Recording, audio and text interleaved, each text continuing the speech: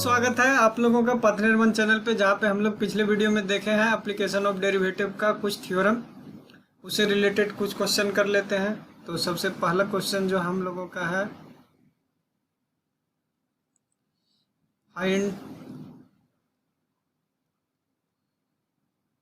The tangent and normal, और किसके लिए जो दिया हुआ equation x to the power 2/3 plus y to the power 2/3 is equal to 1 at point 1 ये तो सेटिस्फाई नहीं कर रहा है। अगर इस पॉइंट पे निकालना है तो इस इक्वेशन को सेटिस्फाई करना चाहिए, जो कि नहीं हो रहा है। तो 1 अगर पुट करें तो इसको कम से कम 2 होना चाहिए। ये क्वेश्चन ही गलत था। तो हम लोगों को क्या दिया हुआ है, एक कर्व का लाइन है जो है x to the power 2/3 plus y to the power 2/3 is equal to 2। तो हम लोगों का इस पे निकालना है टेंजेंट का इक्वेशन और नॉर्मल का इक्वेशन। किस पॉइंट पे, अगर मान लीजिए कोई एक कर्व बनेगा, एक कोई पॉइंट P होगा 1 तो इस पॉइंट पे हम लोगों को इस पे कर्व का इक्वेशन निकालना है और नॉर्मल का इक्वेशन निकालना है। तो हम लोग टेंजेंट का इक्वेशन क्या जाने थे, अगर हम लोगों को इसका स्लोप पता चल जाए और पॉइंट पता है तो इस टेंजेंट का जो इक्वेशन होगा वो पता चल जाएगा। अगर टेंजेंट का इक्वेशन पता चल जाएगा तो नॉर्मल का भी निकाल सकते हैं। तो सबसे पहले हम लोगों को स्लोप पता करना है। फर्स्ट स्टेप क्या होगा, हम लोगों को स्लोप निकालना। स्लोप कैसे निकालेंगे, स्लोप निकालने के लिए हम लोग क्या जानते हैं, टेन थीटा जो इक्वल होता है वो dy/dx के इक्वल होता है। तो dy/dx करने के लिए क्या करना पड़ेगा, इस इक्वेशन को डिफ्रेंशिएट करना पड़ेगा। किसके रिस्पेक्ट में, x के रिस्पेक्ट में। अगर x के रिस्पेक्ट में इसको डिफ्रेंशिएट कर दे तो क्या हो जाएगा, differentiate with respect to x। तो क्या हो जाएगा, जो पावर है, हम लोग पावर रूल को जानते हैं, जो पावर में रहता है वो मल्टीप्लिकेशन में आ जाता है और पावर में एक सब्ट्रैक्ट हो जाता है। तो अगर इसको सब डिफ्रेंशिएट करें तो क्या हो जाएगा, 2/3 into x to the power 2/3 minus 1 plus इसमें क्या आ जाएगा, 2/3 into y to the power 2/3 minus 1 into dy/dx is equal to 0। Zero क्यों हुआ, क्योंकि कांस्टेंट टर्म का जो डिफ्रेंशिएशन होता है वो क्या होता है, 0 होता है।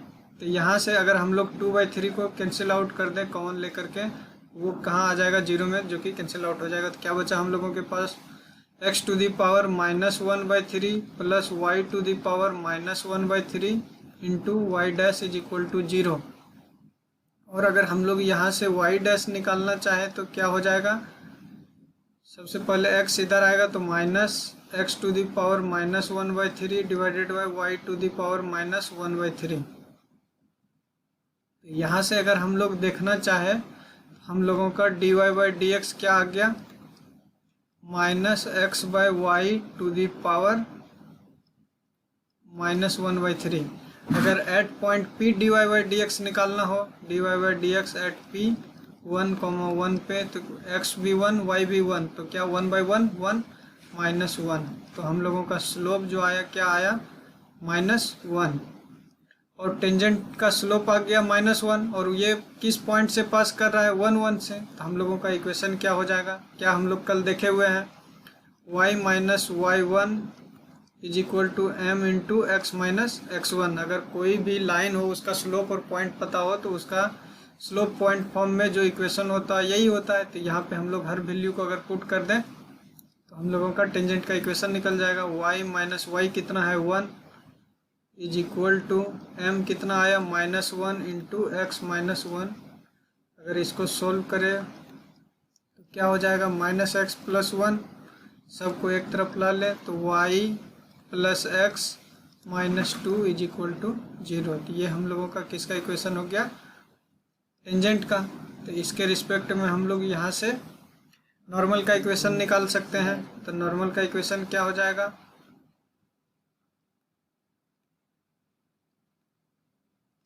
क्या हो जाएगा, हम लोगों को टेंजेंट का स्लोप पता है। टेंजेंट का स्लोप क्या है, -1।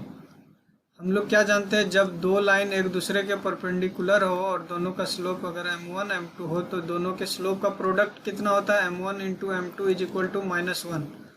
एक अगर मान लेते हैं -1 है तो दूसरा निकल जाएगा, माइनस माइनस कैंसिल आउट, क्या हो गया m2 इज इक्वल टू 1। तो दूसरे लाइन का स्लोप नॉर्मल जो होगा उसका स्लोप पता चल गया 1, और ये भी स्लोप जो है वो भी कहाँ से पास कर रहा है, अगर इस पॉइंट का हम लोगों को स्लोप ये टेंजेंट था, दूसरा नॉर्मल है जो इसके टेंजेंट के परपेंडिकुलर है, और ये भी कहाँ से पास कर रहा है, पॉइंट P से 1,1 से। हम लोगों को इस लाइन का भी स्लोप पता चल गया, क्या हो गया 1, और पॉइंट किस पॉइंट से पास कर रहा है 1,1 से, तो इसका भी इक्वेशन क्या हो जाएगा y minus y1 into m2 into x minus x1। तो यहाँ से y minus 1 is equal to m2 कितना आया 1, m1 आया,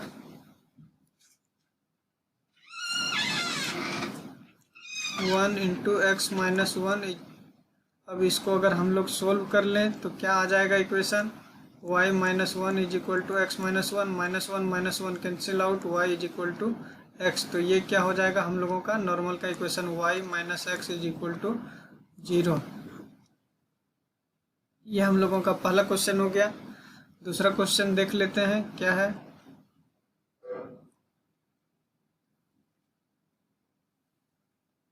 दूसरा क्वेश्चन है हम लोगों के पास, क्या है, फाइंड टेंजेंट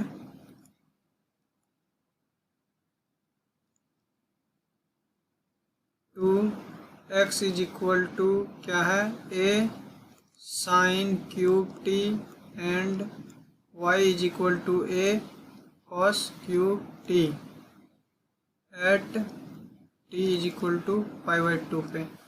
हम लोगों को क्या निकालना है, टेंजेंट और का इक्वेशन निकालना है जो कि दिया हुआ है पैरामीट्रिक फॉर्म में, x is equal to a sine cube t, y is equal to a cos cube t at t is equal to π/2। तो यहाँ से हम लोग सबसे पहले ये किस फॉर्म में दिया हुआ है, पैरामीट्रिक फॉर्म में, यहाँ से हम लोग dy/dx निकाल सकते हैं। कैसे निकालेंगे वो देख लेते हैं। हम लोग क्या को निकालना क्या है, dy/dx। y भी किसका फंक्शन है, t का, और x भी किसका फंक्शन है, t का। तो हम लोग दोनों को t के रिस्पेक्ट में डिफ्रेंशिएट कर दें। यहाँ से हम लोगों को क्या मिल जाएगा, dy/dx मिल जाएगा। dy/dt इसको हम लोग डिफ्रेंशिएट करेंगे तो क्या हो जाएगा, dy/dt। y क्या है, y है हम लोगों के पास a cos क्यूब t। तो dy/dt क्या हो जाएगा, a कांस्टेंट टर्म बाहर हो जाएगा, जो भी ये फंक्शन है सबसे पहले पावर रूल से ये डिफ्रेंशिएट होगा, 3 into cos square t into, अब कॉस टी का डिफ्रेंशिएशन क्या होता है, माइनस साइन टी हो जाएगा। तो यहाँ से देखें तो हम लोगों का dy/dt क्या आ गया, 3a into cos square t into minus sine t हो गया। और यहाँ से अगर हम लोग देखें x क्या है हम लोगों का function, a sine cube T, तो dx/ इसको भी t के रिस्पेक्ट में अगर डिफ्रेंशिएट कर दे तो क्या हो जाएगा, 3a sine square t into cos T. अब यहाँ से अगर इन दोनों का वैल्यू को यहाँ पुट करें तो क्या हो जाएगा, -3a cos square t into sine T divided by 3a sine square t into cos T. Cos T से एक कैंसिल आउट, साइन टी से एक cancel out, 3a cancel out. तो यहाँ से हम लोगों का dy/dx क्या आ गया, cos T by sine T. सबसे पहले यहाँ देखें तो cos T by sine T, वो विथ माइनस साइन, तो dy/dx क्या हो गया, कॉट टी, क्या हो गया, कॉट टी। तो एट π/2 पे कॉट टी का वैल्यू क्या हो जाएगा,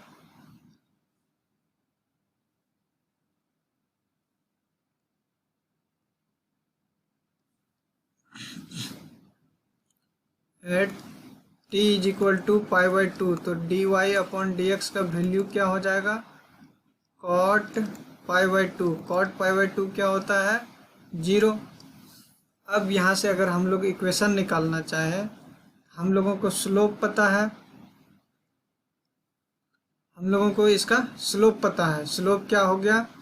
m जो हो गया वो 0 हो गया, लेकिन हम लोगों को किस पॉइंट से पास कर रहा है वो नहीं पता। लेकिन इसके अलावा हम लोगों के पास क्या है?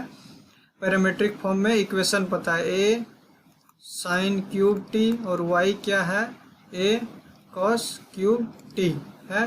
अगर यहाँ t is equal to pi by two put करें तो x का वैल्यू क्या हो जाएगा? a और y का वैल्यू 0 हो जाएगा। तो यहाँ से अगर हम लोग टेंजेंट का इक्वेशन निकालें, क्योंकि हम लोगों को स्लोप पता है, किस पॉइंट से पास कर रहा है, 1,0 से वो पास भी कर रहा है टेंजेंट, तो हम लोगों को यहाँ से टेंजेंट का इक्वेशन मिल जाएगा। तो क्या हो जाएगा? y minus 0 is equal to m।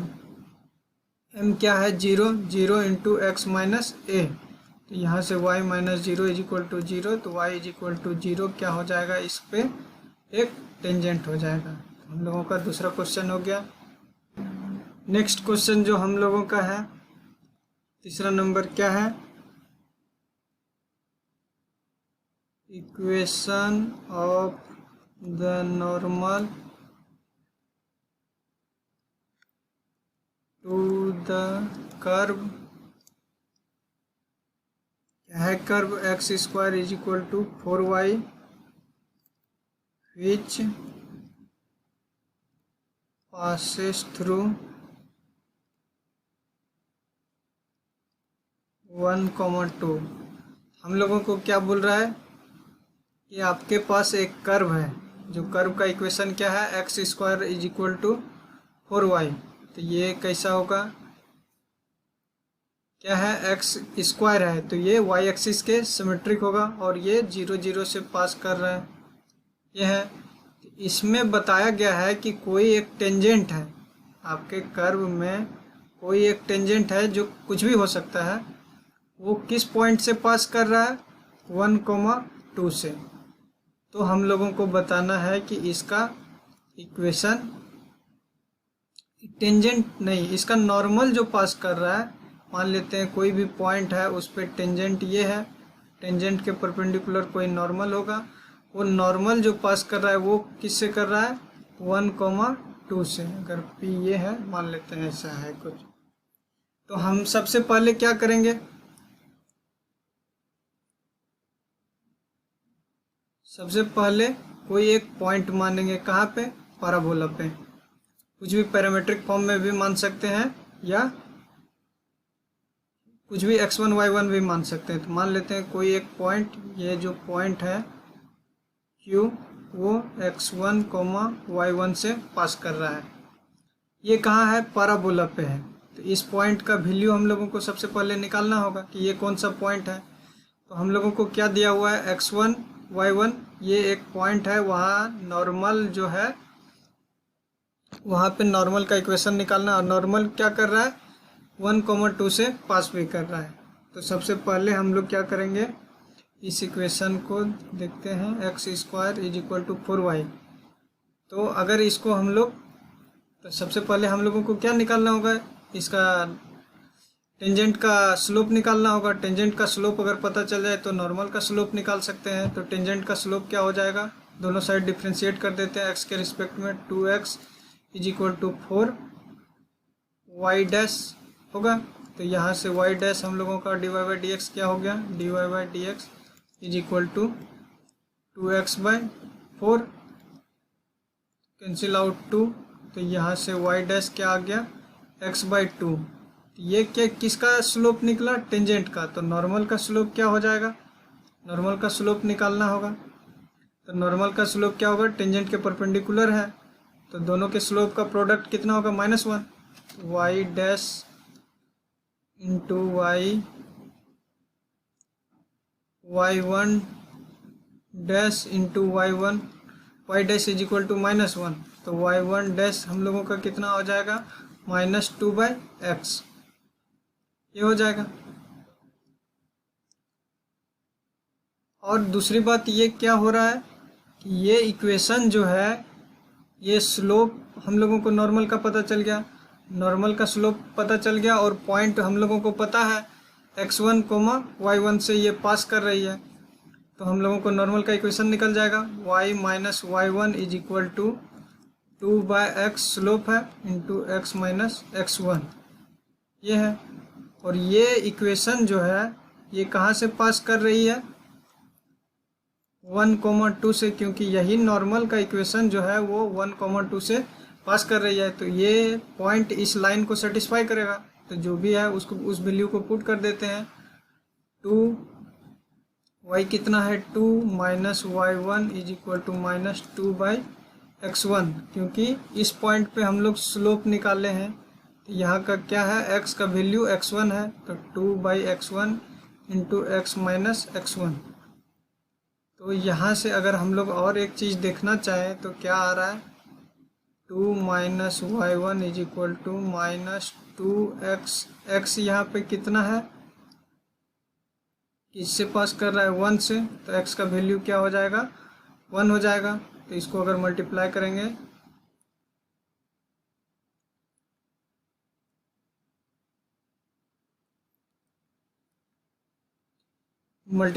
तो क्या हो जाएगा x1 माइनस माइनस क्या हो जाएगा प्लस 2। अब अगर हम लोग देखना चाहें ये जो पॉइंट है